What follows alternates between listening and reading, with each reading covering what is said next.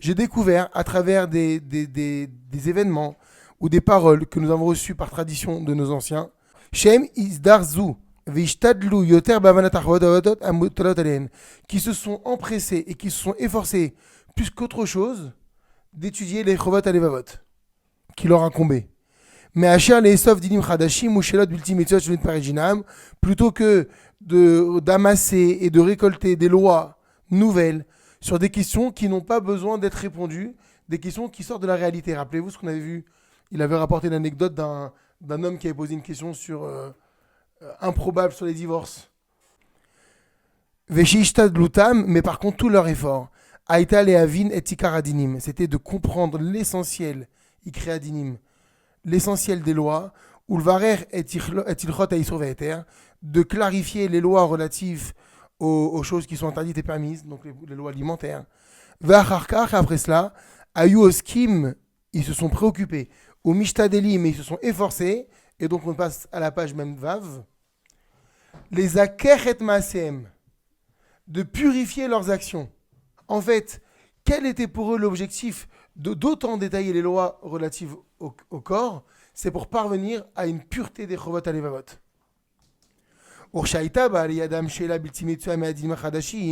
Et lorsqu'il leur parvenait une question qui sortait de l'ordinaire, comme le cas du divorce qu'on avait mentionné la dernière fois, il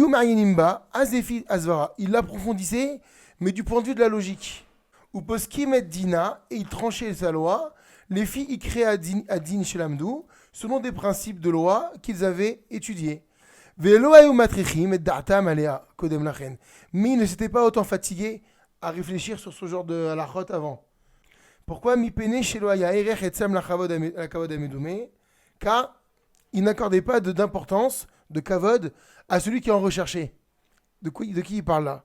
Il parle de tous ces gens qui posent des questions, qui finalement n'ont pas de fond, qui ne sont pas essentiels. Et ces gens, des fois en général, ils recherchent le kavod. C'est-à-dire, ils veulent te montrer que tu as vu, j'ai bien réfléchi à la chose, hein. J'ai bien prouvé, je suis parti chercher dans la science, etc. Ils n'accordaient pas d'importance à ce genre de questions.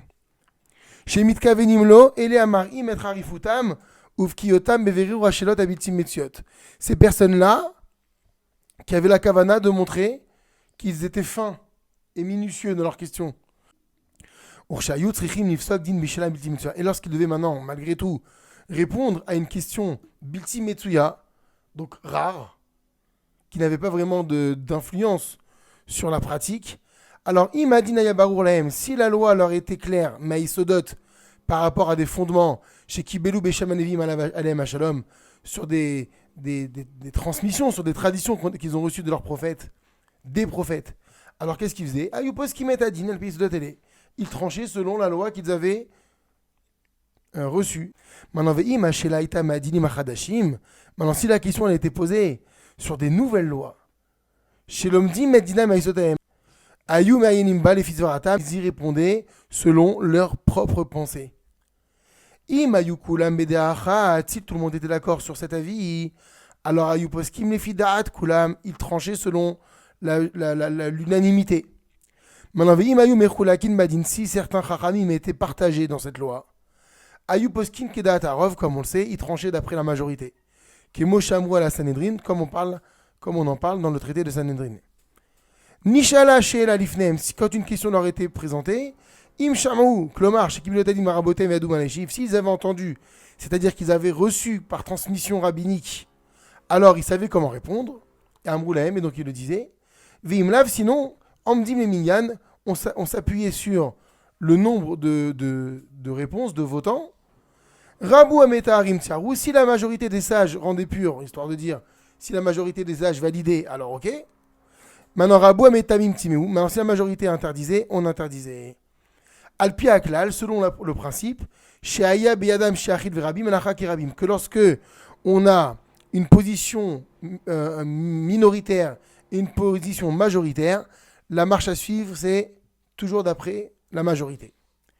Mais par contre, tous ces Chachamim-là ont compilé ou ont monté ce recueil qu'on appelle le traité des pères, Maxime des pères, où là-bas, il est question d'être divrei moussard de toutes les paroles de morale chez Lahem, que eux adoptaient, Vet midotem aisharot et tout leur comportement, toutes les midotes droites, Kolish bismano bimkomo, chacun selon son époque et son endroit. Effectivement, lorsqu'on lit les Pirkei Avot, qu'est-ce qu'on dit? Un tel avait l'habitude de dire, un tel faisait ci. Vechach mea Talmud amrou, les chachamim du Talmud, amrou, on dit al rabotem à propos de leur maître. Devarim chef charlirot mehem, des choses qu'il était possible de voir. Et chormatam amuka vet ishtadlutam araba, les akech et masem. Ils ont rapporté des choses à propos de leur maître, des enseignements où il est possible de voir que toute leur sagesse profonde était dans le but, donc effectivement, les akech et masem, de purifier leurs actions. Vezeu machamrou, et c'est bien ce qu'on dit nos chachamim dans la Gemara Masechet Brachot. Amarle Rav Papa l'Abaye, Rav Papa a dit Abaye, Maï Shena Rishonim de Itrachish Leu Nisa. Quelle différence y a-t-il entre les anciens chachamim, donc imaginez, on est à l'époque du Talmud, et regardez la question qu'on pose dans la Gemara, c'est Rav Papa. Quelle différence y a-t-il entre les anciens tzadikim, à propos desquels Itrachish Leu Nisa, ils étaient tout le temps sujets à des miracles? Ou Maïshana Anan, avec nous, de la mitrachish la nisa, où nous, on ne connaît pas de miracle. Imishum tenouye, alors il essaye de supposer une première réponse. Si c'est du point de vue de l'enseignement, de l'étude, mais Bishne de Rav Yehuda, Kulet Benzikinava, à l'époque de Rav Yehuda, c'est l'époque de la Mishnah, ils étudiaient que l'ordre de Nezikin, parce qu'à l'époque, ils n'avaient que ça. Va'anan et nous, Kamatnita Tuva, on étudie beaucoup plus qu'eux. Veilu Rav Yehuda, Kadava Shaliv, Chad Mesane, Avat et Mitra.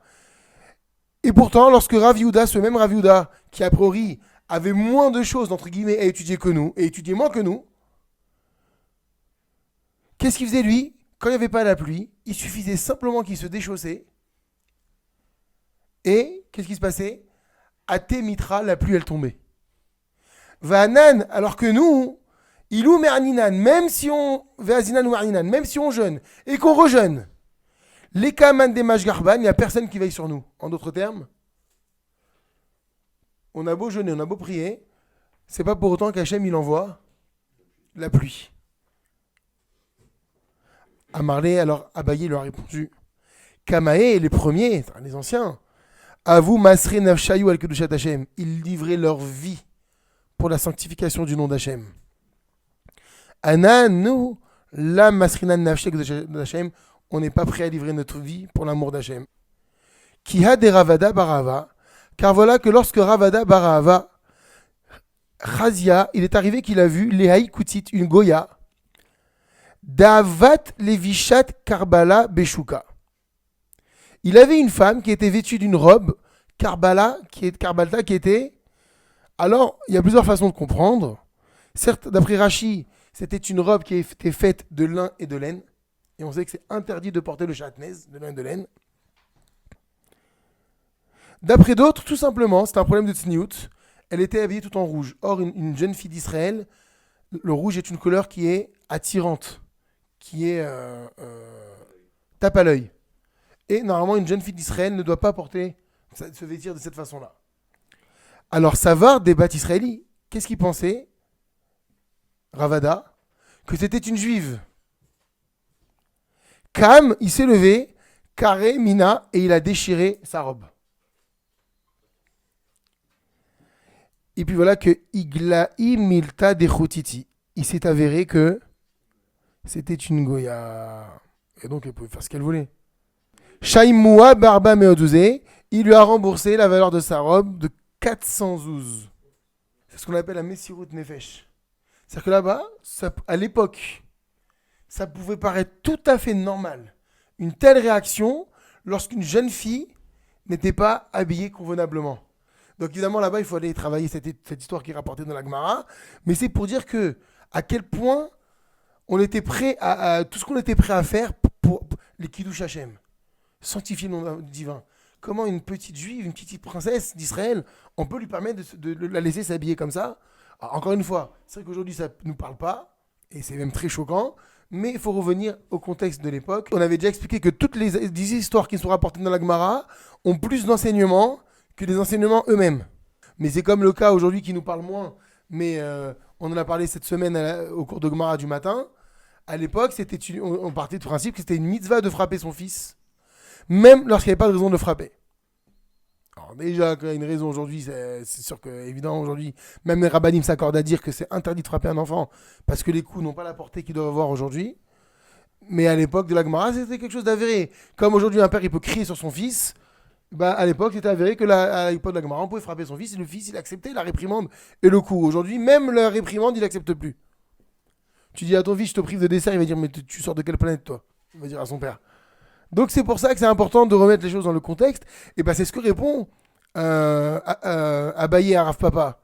À l'époque, nos anciens, ils livraient leur vie pour Hachem. C'était une autre époque, une autre dimension. En d'autres termes, ça voudrait dire que nous, à l'époque de la Gemara, est-ce que quelqu'un aurait pu faire une telle chose à une femme qui est habillée? Impossible. De cette façon-là. Et nos chachamim ont enseigné dans Masechet Avodah Zara. Amar Ravuna a dit Kol Aosek Batora Bilvad. Quiconque étudie la Torah seulement, on va expliquer, Domé Kemi Shen Lo Eloa, est comparable à quelqu'un qui n'a pas de Dieu. Ça veut dire quoi? Quelqu'un qui étudie la Torah seulement. C'est magnifique, quelqu'un qui fait que ça. Sheosek Rav Be'alachot. Il ne fait que des halachot. Veno Samal Libo, mais il ne prête pas attention. Il ne met pas son cœur. Les Aker et Maasav, pour purifier ses actions.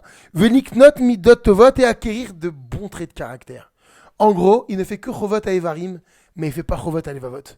Il n'axe son étude que sur les mitzvot, comme on l'a dit, corporels, qui se voient. Et c'est que ce sont des mitzvot fondamentales, évidemment. Les tfilin, la kashrut, tout ce que vous voulez. Mais il ne fait pas les Chovot à Levavot. Qui donne cet enseignement? C'est la Gemara. Donc, c'est une belle preuve comme quoi la base, même d'après nos Chachamim, qui pourtant n'ont pas compilé de livres sur cela, enseigne à Ravuna a dit Kol Haosek Bat Torah Bilvad, quiconque étudie la Torah seulement, sous-entendu, mais pas dans le, exactement, pas dans le développement des midot et des Chovot HaLevavot, Domé Kemi Shen Lo Eloa, ressemble à quelqu'un qui n'a pas de Dieu. Ça veut dire quoi, quelqu'un qui n'a pas de Dieu? Alors regardez le même Dalet en bas. Perash Rashi a expliqué cela. Les Hagen Alav, il n'a pas de Dieu pour le protéger. Il ne bénéficie pas de la protection d'Akadosh Baruch Hu. C'est ça, Shenlo Eloha d'après Rashi. Chez Neymar, comme il est dit, Veyamim Rabim le Israël Elo Elohe Emet, je vous ai mis la traduction. Et là, Batora Ugminut Rasadim. Israël a vécu de longs jours, Yamim Rabim, les Lo Elohemet, sans avoir un vrai Dieu. Comment on peut dire ça? Israël a vécu longtemps sans avoir un vrai Dieu. Et là, Batrog Minut Rasadim. Parce qu'ils n'avaient à cette époque que la Torah et les bonnes actions. Ça veut dire quoi? Ils étudiaient la Torah. Ils faisaient les Maasim Tovim. C'est Chovot HaEvarim. Et que dit le verset dans Divrei Yamim? C'est prophète, ça. Hein. Ils ont vécu de longs jours sans avoir un vrai Dieu. C'est-à-dire que l'application d'Hachem, elle n'était pas la même, elle n'était pas là. Pourquoi? Parce qu'ils n'appliquaient pas les Chovot HaLevavot. Est-ce que tu veux une meilleure preuve que ça? Il va dire le Chovot HaLevavot. Alors bien, encore une fois, bien que nos Chachamim n'aient pas compilé de livres, attention, ne faites pas l'erreur de croire qu'ils ne faisaient pas attention au Chovot HaLevavot. La preuve, regarde la Gemara ce qu'elle dit. Donc c'est dire l'importance, les fondements que représentent les Chovot HaLevavot.